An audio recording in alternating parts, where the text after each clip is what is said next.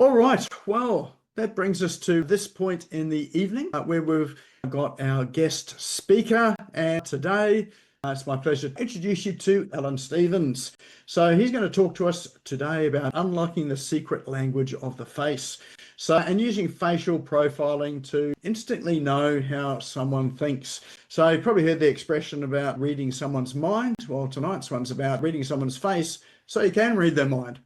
So Alan is an absolute legend in this subject here. In fact, he's almost, well, I think he probably has created the textbook in this.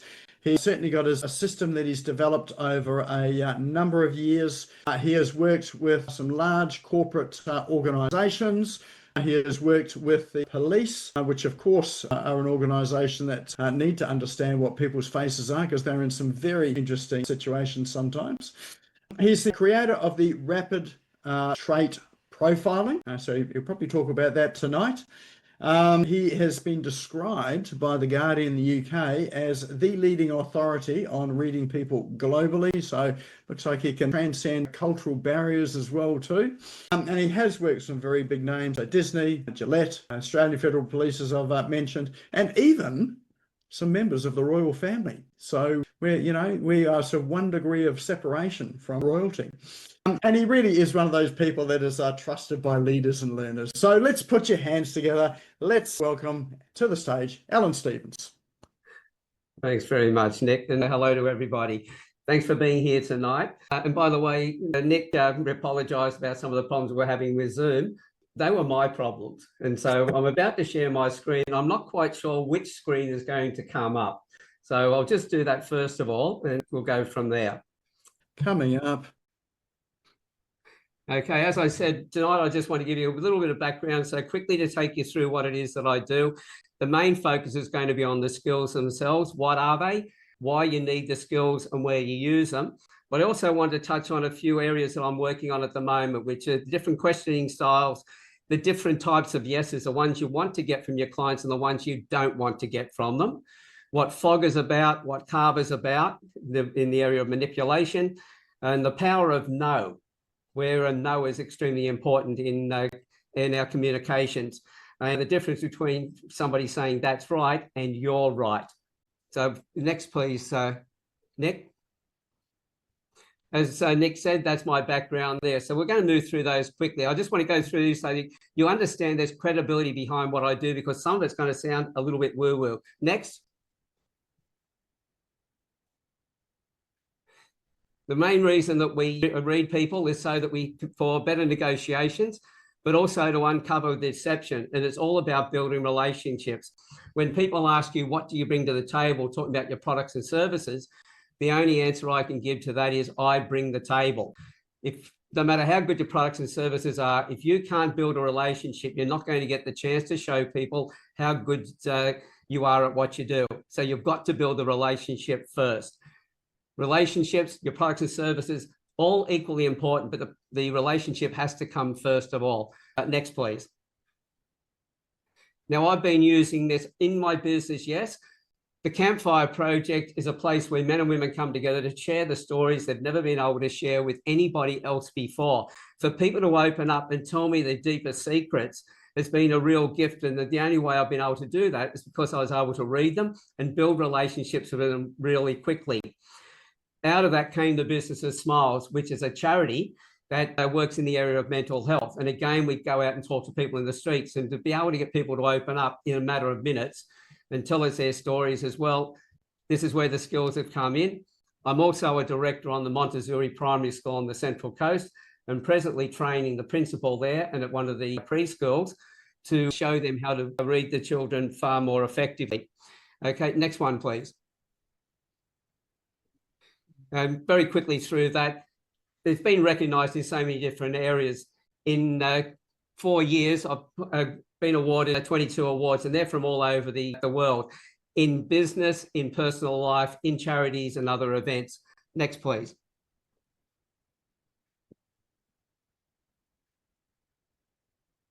Okay, your role as a leader is to raise others up to do the work that you're doing and hopefully doing it better than you've done it before yourself. If you want to work on your business, that can only happen when you've got people in your business working in the business. They need to feel that they are valued, that they contribute, that they've got a place. And if you can do that with them, they will then go outside and, you can go outside and work on your business. This is another reason why you'll have to be able to read people, to be able to build those relationships, to feel confident enough to walk away from the business and know that it's not going to just survive in your absence, it's going to grow in your absence. Next, please. Now, when it comes to working with people, people will do business with you if you can save them money, save them time, and also save money, make money, save time, but also get the emotional outcomes that they are looking for. If you do that, then you become a problem solver. You're not a salesperson anymore. I need to actually talk to somebody, find out really what they want, why they want it, to be able to then provide that to them. And if I do that, then I'm removing their worry and stress. So if anybody has a problem with being a salesperson or using that term, think of it, if you really focus and connect with your clients, you become a problem solver. And by rights, you have no right not to go and sell to them, because if you don't go and sell to them, if you've got a good product and service, you are robbing them. But yes, and the layout on this has changed, of course, when we go from one platform to another. But that little symbol there, the ETM equals the ATM. The emotional outcomes plus the time plus the money you make to save them or you help them make equals the ATM, the money machine. So if you're able to do that, then you're giving the person the best service that they can receive. Next one, please.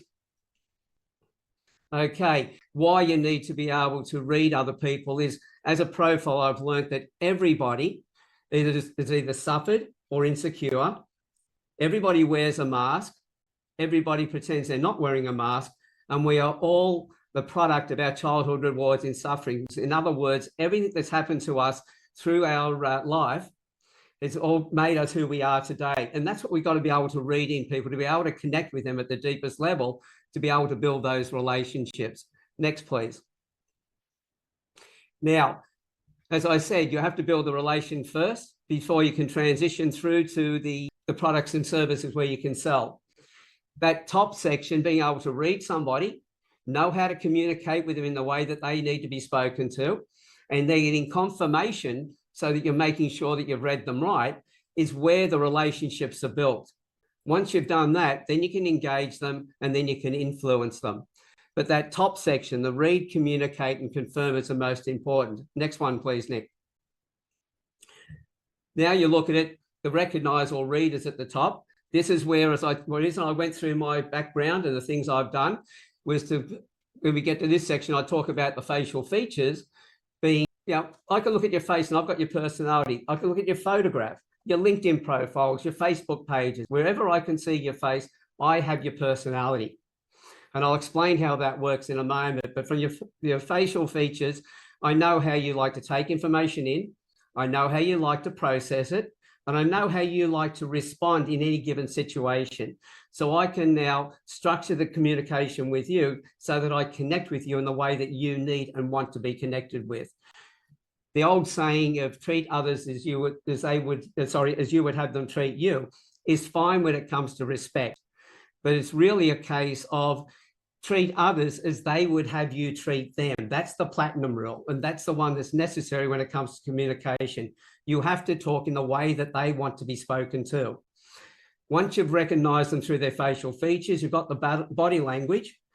The language, first of all, you can change the way you like to be spoken to match the way that they need to be spoken to. And then the confirmation side, we've got the body language and what we call micro expressions, little twitches on the face that will tell us somebody's personality. But as you notice, everything's in threes. To get the facial features right, how they receive it, how they process it, and how they respond to it. Then lets you know how much detail they need in the words you give them, the order that you give it to them, and the style. Is it laid back? Is it more regimented, etc.?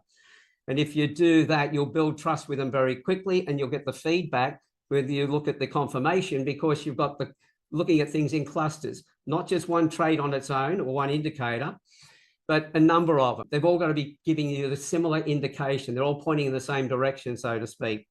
They've got to be congruent with what we're talking about. They've got to be in context with it. And if you do that, then you'll get the feedback that you need. Next one, please, Nick. But we'll go in reverse order. We'll look at the body language and the micro expressions first of all. And we, as I said, read them in clusters. Are they in context, and are they congruent with what you expect? Next one, please. Now, when you look at body language, there's a whole massive different things. There's the eye contact. Do they look you in the eyes? Some cultures don't. You need to know what that culture is likely to do. And then you look at that person and go, are they congruent with that? The facial expressions will give away so much information.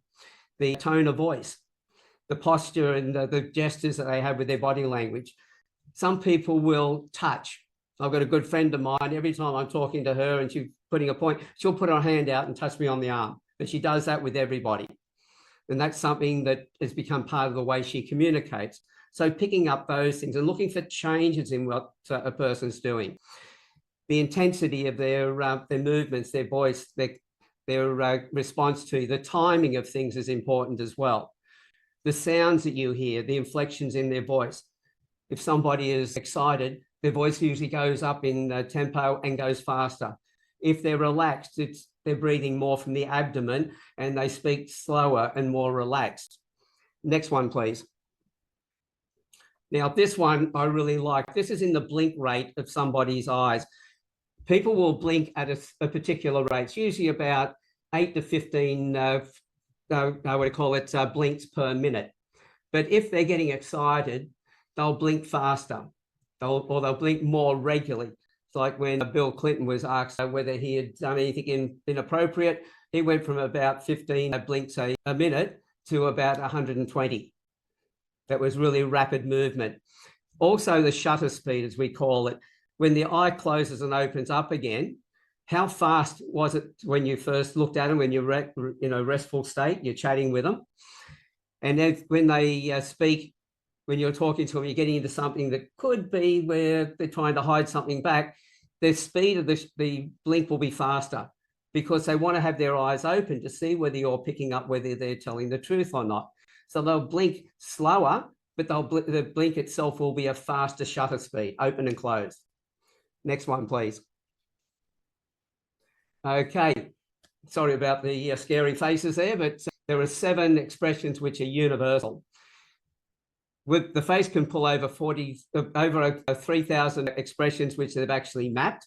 I've got a book here behind me called FACS, F-A-C-S, Facial Action Coding System, which looks at the muscle movements of 3,000 different expressions. They believe, though, the face can pull about 10,000. But these particular ones, those 7 expressions, and you'll notice that happiness has 2 different versions. You'll have that social smile, the smile you give your auntie when she's given you a pair of socks for Christmas, you know, that's what I wanted, thank you very much. The Doshime smile is where the whole face goes into it. You get those wrinkles at the corner of the eyes. That's when somebody is truly happy. So if somebody's feeling anger, they're going to have that expression on their face. If they have the feeling of contempt, then they'll get that expression on their face. So what you're looking for is variations of those. Now, a micro expression can be as fast as 1/5 of a second down to 1/25 of a second. It's just like the click of the fingers. But the human eye can pick it up. And I'll ask you this question, something to think about. How many times have you heard somebody speaking, everything they said sounded fine, but you had that gut feeling something wasn't right? And if you have, just put that comment in just put a yes or a Y in the chat box so that I've got a bit of an idea of how many people actually pick that up. I'll just move the chat box where I can see it here on the other screen. Yep, that's right. So what actually happens is unconsciously you've seen something on someone's face and you've reacted to it. And that's why if somebody says something and we don't feel right about it, we will never trust them. So you've got to be careful in your expressions and everything, because what you're portraying the other person will be picking up. If you're trying to conceal something, the face will leak information. Anybody who's got the ability to read these will be able to do it really well. When I first started, I wasn't very good at it. But at a tenth of a second, by the time I'd finished, it was only a couple of hours of training, I was 96% accurate. Anybody, you know, all of you on that, by the way, I'm looking at you guys on another screen over here, so you're looking at the side of my head. That's why. But one thing you'll find is that every person as a child, except for a very small percentage, were expert profilers. We needed to be able to recognize faces. We need to recognize who was family, who was mum, who was dad, also who we shouldn't be around. And the expressions, we had to be able to pick up their emotions to know whether they were happy or sad. So if it's somebody you shouldn't be around and they're looking angry, the indicator was get out of there as quickly as possible. If it's a family member who's angry, you might want to go and find out why they're angry. What's upset them? So every one of you, and that is young children, were expert profilers. But as we get older, we get involved in all the other things that we're doing. And the end result is that, like any muscle, if you don't work it, it atrophies. All I really do is teach people how to get this muscle back again and be accurate with it again. Next one, please, Nick. So when it comes to the questions, there are three types of questions: open questions, probing questions, and closed questions. We know that closed questions are your yes and no answers. What do you think would be an example of an open question? What sort of words would you use? If you'd like to stick some answers in the chat box, that'd be brilliant.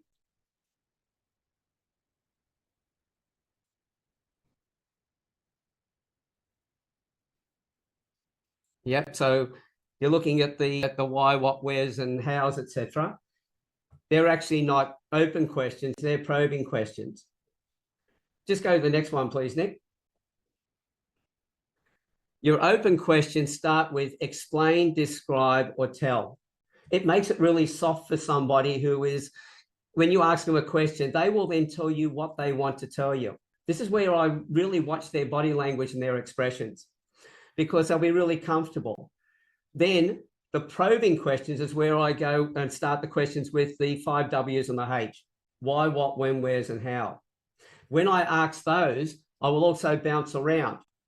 I'll take them forward, then I'll take them backwards. And in moving them around, this is where they start to get more nervous, because now I'm starting to get a bit closer to the full truth, and their body language and their expressions on their face will start to leak the real truth.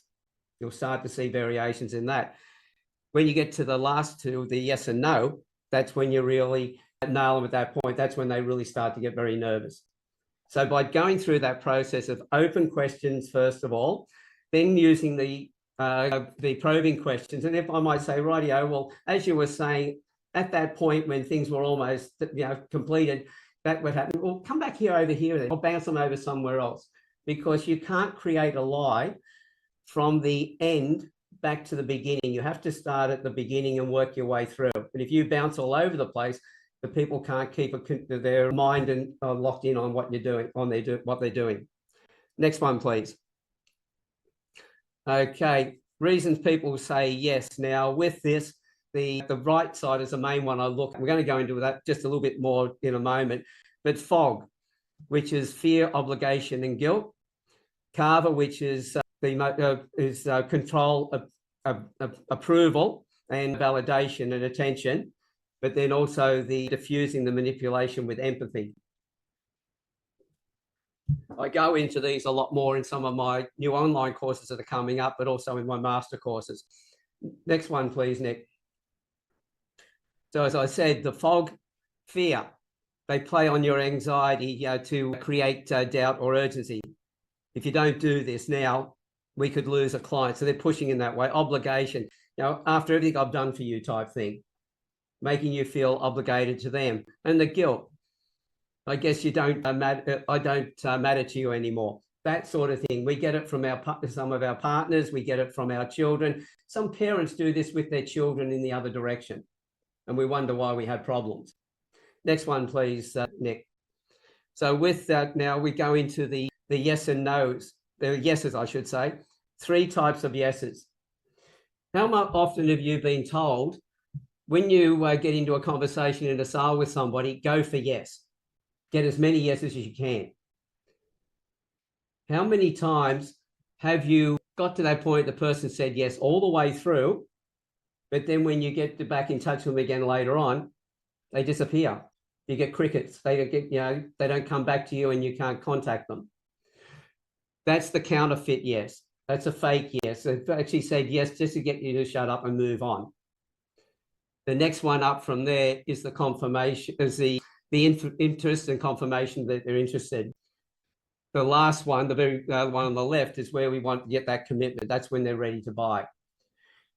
Next one, please, Nick. So this is what you need to realize in a negotiation, excuse me, you need to get a no first, but it's knowing how to get that no in a way that it starts a conversation. So that person then will then start to tell you more information. And at that point, you're able to get through to the final solution much faster. These are techniques I'm bringing in from that's the FBI's way of hostage negotiation. It's part of their techniques. And I'm just adapting that now to businesses as well, and also to relationships. Next one, please, Nick. Now, if somebody says to you, you're right, that's a problem. The last thing you want is somebody telling you you're right, because what they're doing there is they're not taking ownership of anything. But if you can get them to say, that's right, you're now in agreement with you about that particular object, that thing you've been talking about. So they're things, I'm just throwing a few of these in. I want to go through them quickly. It's a bit out of place from what I had originated because of the time delay, but that's something else that there are a couple of things to take note of that you're looking for. There'll be more information you'll be able to get from my website on that when you want to go and have a look. Next one, please, Nick.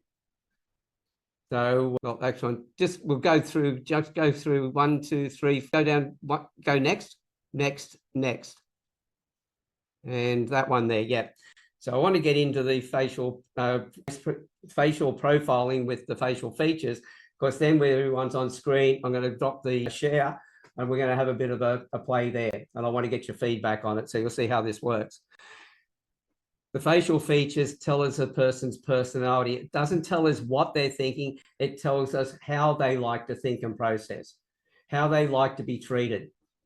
Because if I talk to somebody who just wants the overview and I give them all the information I need to make a decision, they're going to switch off. So I need to talk to them in the way that they need to be spoken to. So next one, please, Nick. And how this works, the brain controls our muscle movements. What we feel inside, we express outwardly. So if you're thinking in a certain way over and over again, you're going to pull the same expressions on your face and you're working the same muscles. And in doing that, you're going to create ridges and crevices on your face that are going to give away how you like to think and process. Next one, please, Nick. This particular gentleman, I've got a couple of quick examples to go through. This particular gentleman is a business coach over in Perth. He sent me 5 photographs. I sent him back a 45-minute audio telling him what I could see in the traits and how his buttons would get pushed and how he could use it to his benefit. That was when he told me he was, as a business coach now, he's working with the SAS leadership teams. And before that, he was an undercover narcotics agent. And for 2 decades, he'd used skills that he believed were up to 95% accurate. The fact that what I put into the audio not only matched, but nuanced everything you learn about himself in those 2 decades. That's how accurate and powerful this is. Next one, please, Nick. Now, Kylie, and hopefully this won't, I don't think you'll pick the video up on this. Kylie, I profiled her son when he was 6 years old. 13 years later, then the school had said to us, first of all, they didn't want him. They wanted him medicated. The psychologist said he would never be able to work like anybody else. He would need a carer for the rest of his life. After I profiled and gave her advice, she played the school against the after schools care, telling each of them that the others were doing it. And if they didn't do it, it wouldn't work. It would be on their heads. The end result, a year later, he was doing presentations in front of the class. Another year later, they let the psychologist go. He's now 19, well, actually now he's 20. At this point, he was living in Queensland on his own, got his own place, got a girlfriend, and was in line to be an assistant manager in a nightclub. This year, he is now the assistant manager in that nightclub. So there's another reason why I love doing this, especially with parents who have got children and working with school teachers, so the kids don't get over categorized, put into boxes, and so they don't fall through the cracks. Next one, please, Nick.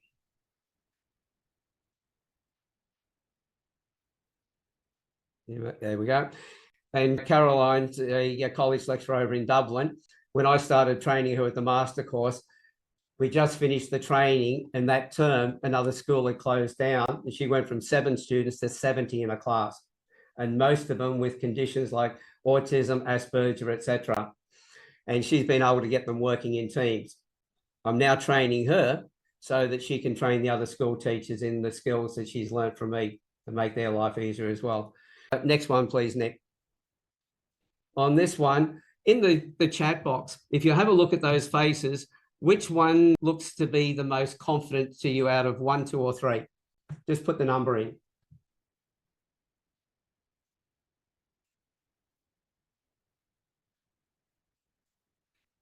Okay, as you can see, different numbers coming through, but the bulk of them are around 3 and 2. Okay, which one looks the most trustworthy? And just ask yourself whether you've selected the same number for the confidence and the trustworthiness.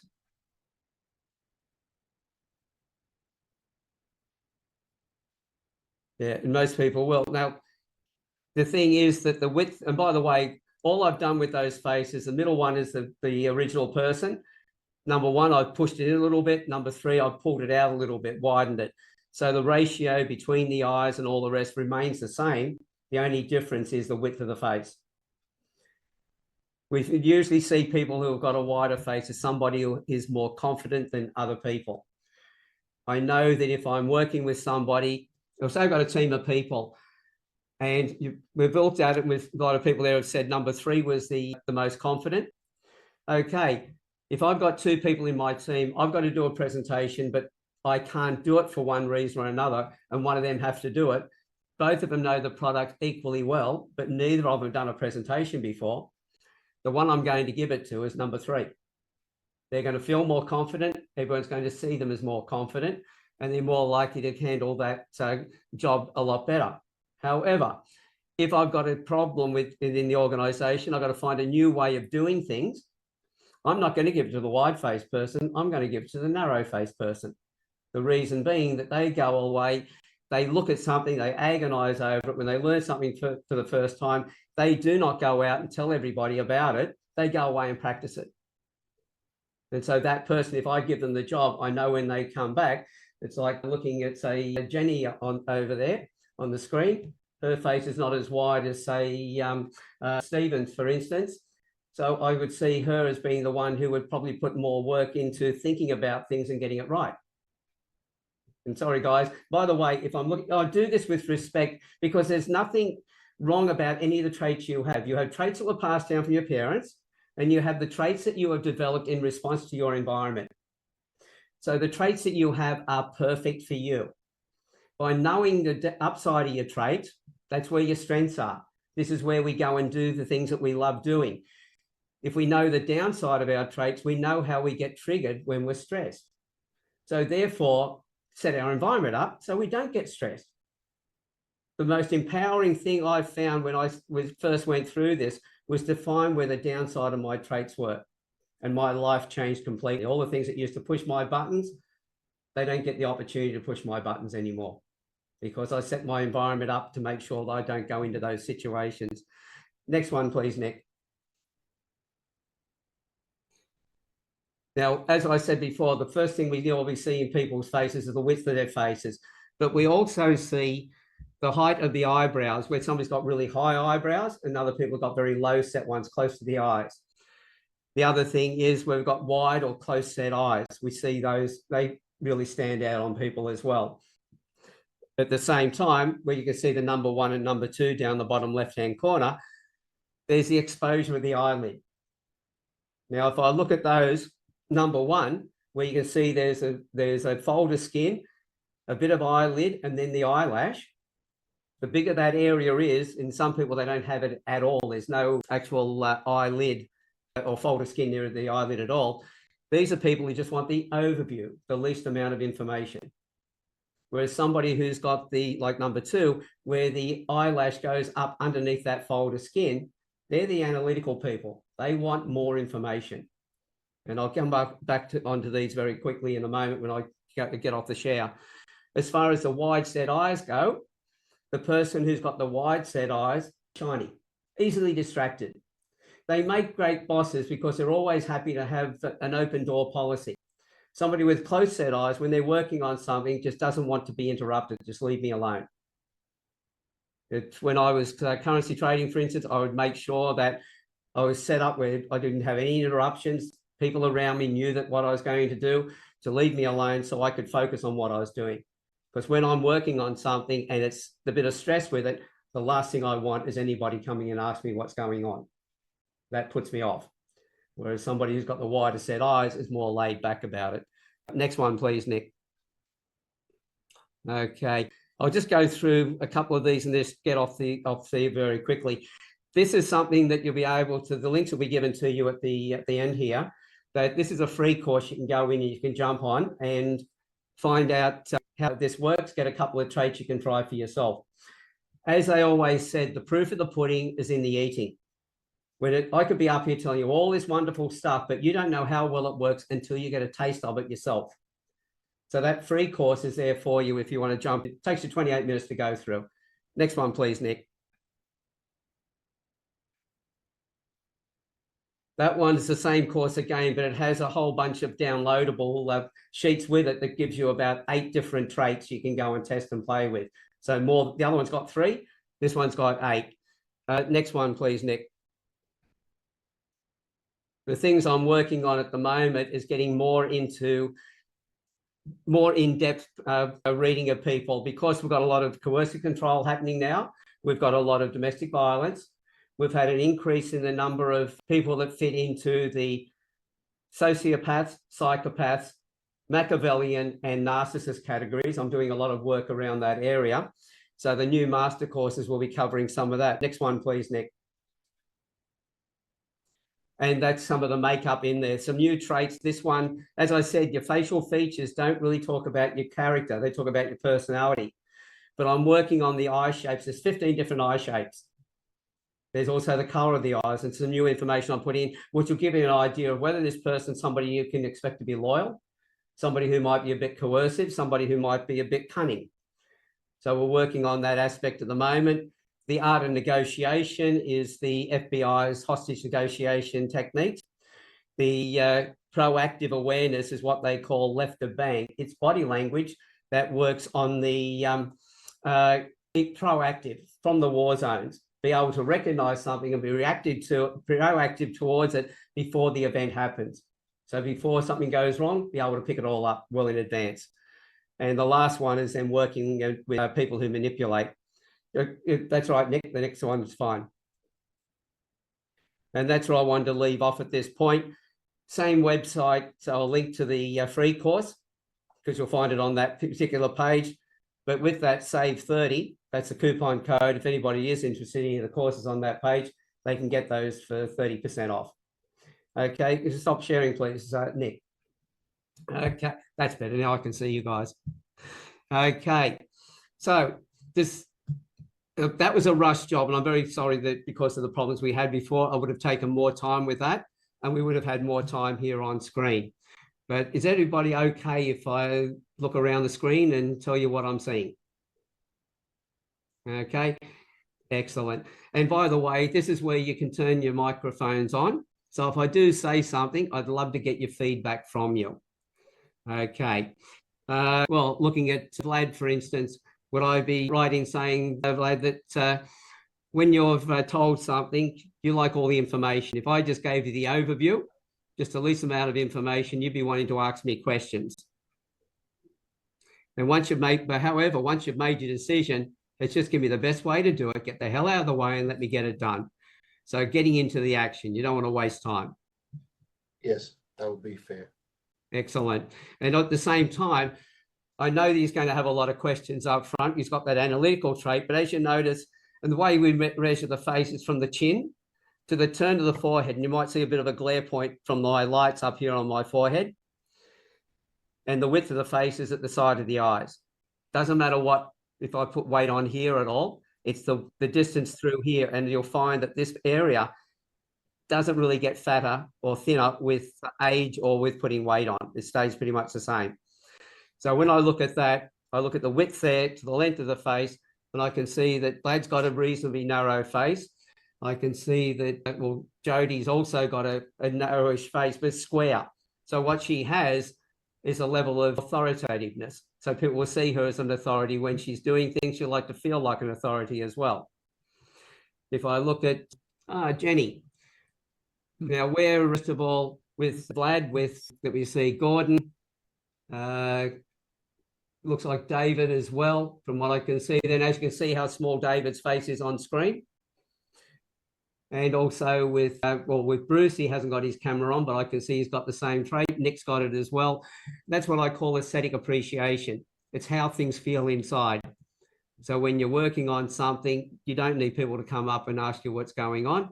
Whereas in Jenny's case, though, she's got what I call dramatic appreciation, puts a flair into everything she does, but also when she's stressed, she'll talk about it. She'll want to share it with people. Jenny, can you tell me, do you have a partner? Yes. Whoops. Okay. Righty-o. And what was that? Yeah, sorry, Nick? Sorry, Nick is my partner. Right. Okay. So, okay. Righty-o. Yeah. So when you've got your partner's got aesthetic appreciation and they go quiet, it's not a case of you going over and asking them what's going on. You find that when they withdraw, okay, what you need to say is, look, first of all, I've got two questions for you. Number one is it anything to do with me? If he says no, is there anything I can do to help you?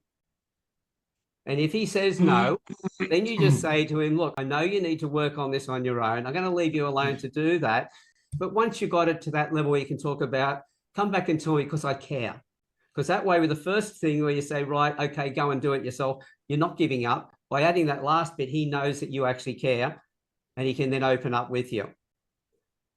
However, when he's talking to you and you're stressed about things, does he pull back? Yep. So it's a case of, good one, Nick. Yeah, no, the truth is in her face, not yours. So, Nick, what you would actually do is you would say to her, look, I just want to know, is this something you want me to fix or do you want me to just listen? If she wants you to fix it, then one of two things. This is something that's come up, she just knows you have the ability to fix, or you're screwed up in the first place and she wants you to fix that. If she says, no, I just want you to listen, if you care and you know it's got nothing to do with you, hold a space. That's what it's about. And that way she can then express herself, let it out, and there's no problems.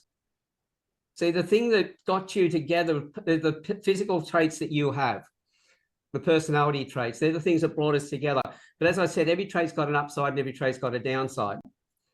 So the excitement with Jenny is vibrant, exciting, life of the party, that sort of thing. So the great energy.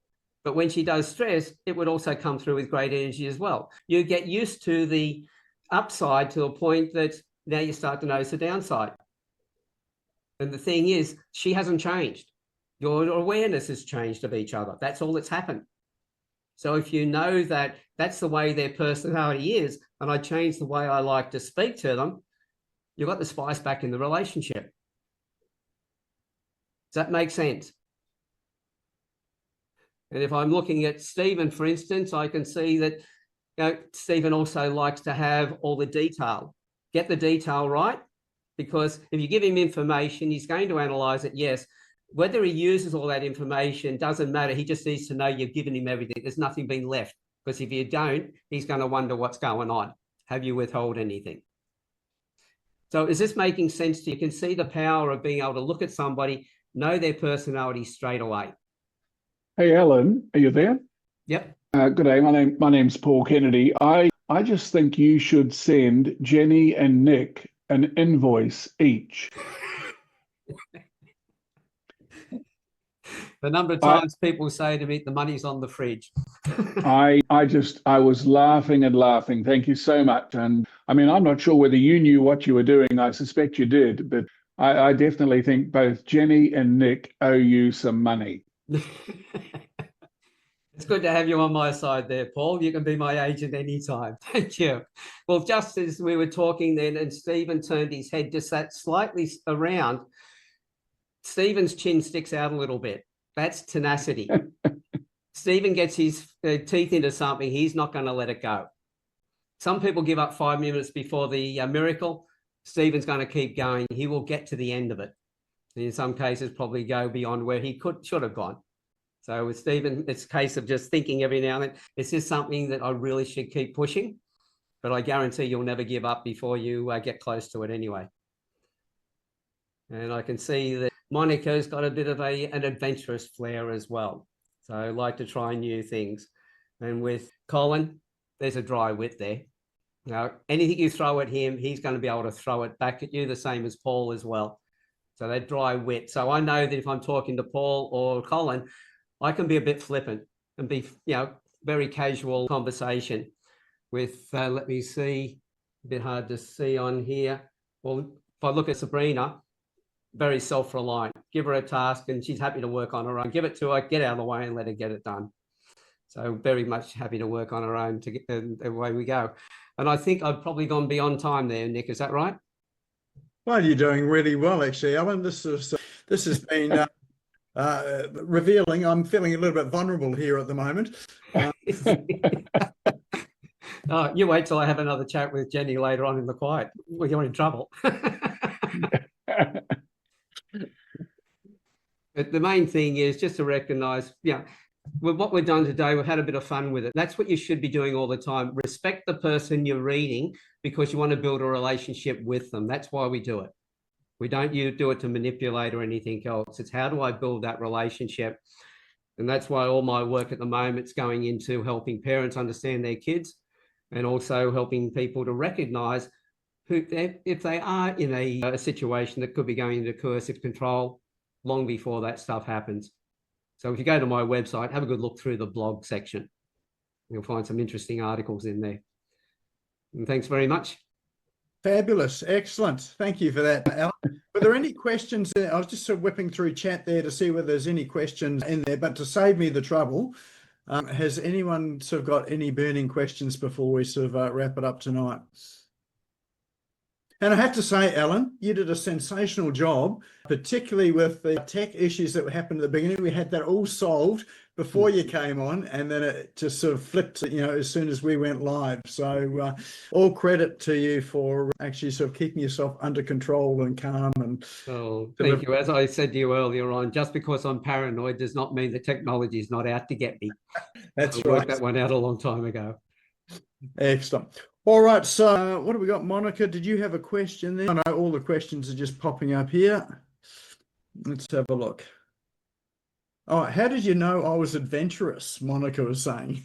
Okay, it's in the cheekbones, the same as Jenny's got them as well. If I was went into a group and didn't know anybody there, and I was at a party, for instance, I was talking to Jenny, and I didn't know where to start the conversation. The first thing I'm going to ask her is, do you like, where was your last holiday? Do you like traveling overseas? And usually that will get the conversation going very quickly. If I can see somebody, I can't see it from the face on, but from the side on the shape of the ears, if someone's got a music trait, then I'll ask them about the music they like. So the facial features not only tell me how to present to them, it tells me how to get a conversation going with them in the way that the things that they're interested in. And the traits will give that away every time. The interesting question there by Jenny, who asks, on the balance between personality and character, how can you be sure you're right and character developments have not balanced out personality? Well, this is why the personality traits don't change overnight. And if I can see an older photo of you and you see you today, or a photo of you today, the development of the facial features will tell me how your personality has changed over that time. It will give me a good idea of your life and what you've been through. So somebody who's got the little wrinkles, and by the way, ladies, these little lines up there, the humor lines, the laughter lines, where they talk about beauty only being skin deep and ugly going all the way to the bone, those lines are beauty that goes all the way to the bone. You don't get those unless you either work in the sun and you're squinting all the time, or you have a joyful life. When you're really happy, like that second smile I showed you on the sheet before, the Dusame smile, the muscles around the eyes go really tight, form these little wrinkles out here, and that only happens when you're really feeling joy. You've got to have felt that all your life. At the same time, if the corner of the mouth is turned up, I know that happy all your life and have been happy now. If the mouth is turned down, but the lines are here, I know that recently life has been on the tough side and you've been frowning a lot more. So this gives it away, but the character itself is in the different way in which they operate. That's why the communication, the conversation, and the body language and the micro expressions at the end that give you your feedback as if something's changed. So I look at your face, I know how to change the way I like to be spoken to match the way you need to be spoken to. The feedback from the body language and expressions then tell me, did I read you right? Is there something emotionally going on? And are you telling the truth? But the second one, not as a lie detector, but as a truth seeker. Because what I've done in the Campfire Project, if somebody has done, give me that, then I will then ask them questions to find out what's going on and help them through it. And if I'm doing a sale, I'll drop the sale. I'll help them through that. If we've got time, we'll go back to the sale. If not, I know we'll reconvene at another time. But that person knows my whole focus was on them all the way through. But it's the variations. That's why I put the 4 sciences together and created rapid trait profiling. Wow, that's amazing. I see JC Fisher has just come into the screen there with David. I suspect that they're looking for some relationship counselling as well.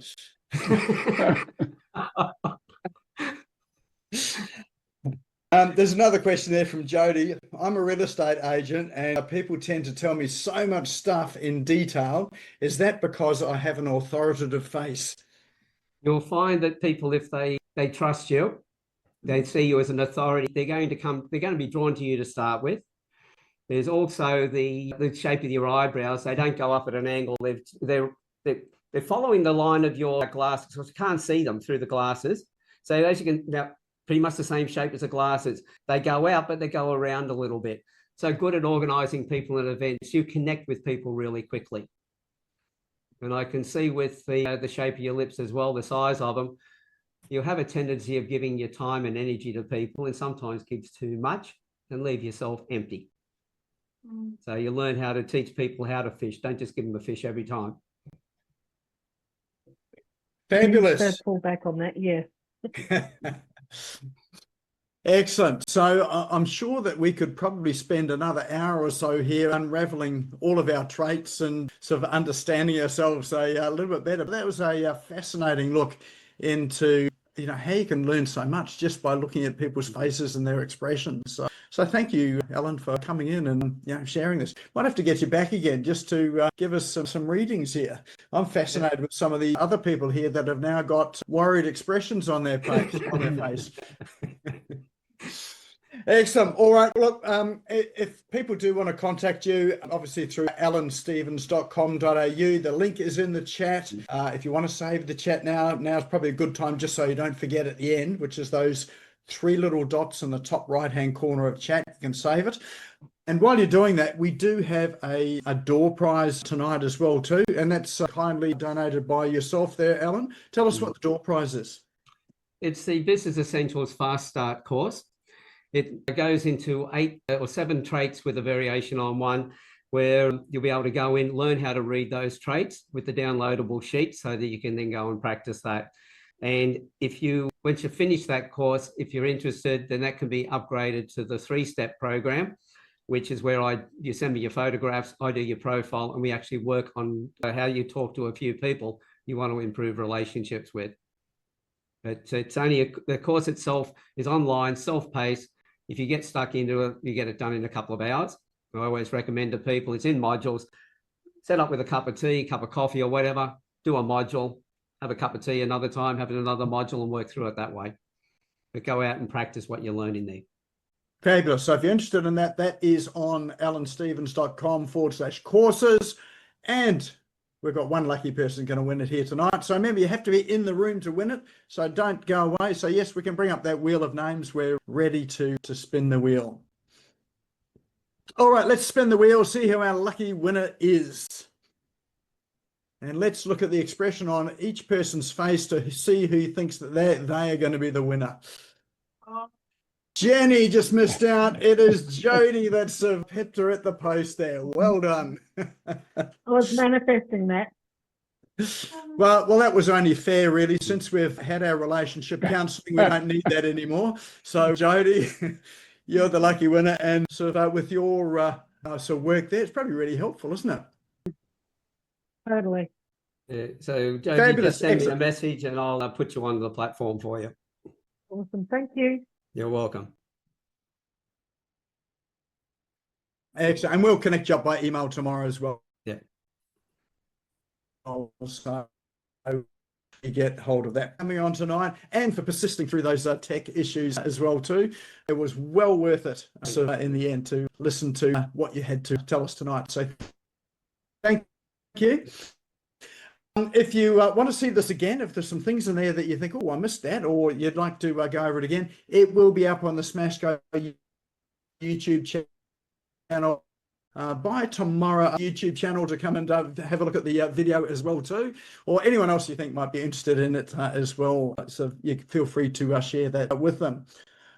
And of course, if you're not a member of the Business Owners Smashing It Online Facebook group and you want to watch it tonight, it was live streamed in there tonight as well. So you can go and sort of catch up on it quickly, plus those cool online tools as well too.